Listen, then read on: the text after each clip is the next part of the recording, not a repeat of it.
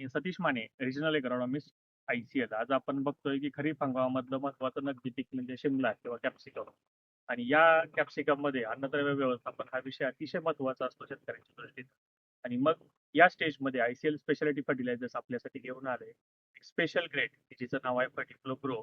फर्टिफ्लो grow मध्ये आपल्याला भेटेल 12% नायट्रेट, नायट्रोजन, 36% स्फुरद, 5% पोटॅश, 4% मॅग्नेशियम, हा मॅग्नेशियम ऑक्साईडच्या स्वरूपामध्ये, सोबत 4% गंधक, असं 5 अन्नद्रव्यांची एकत्रित संरचना असलेली ग्रेड आहे.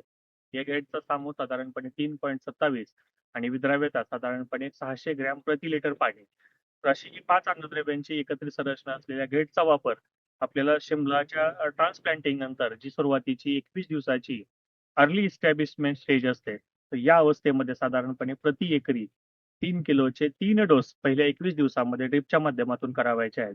त्याचबरोबर दुसरी अवस्था असते शिपलामध्ये की ज्याला आपण म्हणतो व्हेजिटेटिव्ह ग्रोथ स्टेज किंवा कैक वाढीची अवस्था.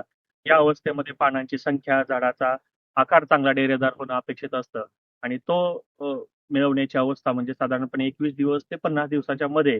आज शिमला आपल्याला अशा पद्धतीनं चांगली बहरताना, चांगले फुटवे टाकताना, पानांचे आकार वाढताना दिसतात.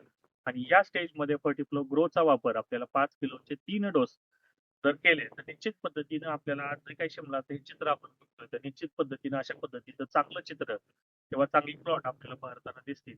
त्यामुळे शेतकरी बांधवांनी या हंगामामध्ये पहिल्या 50 दिवसामध्ये फर्टिफ्लो ग्रो या ग्रेडचा वापर निश्चित करा.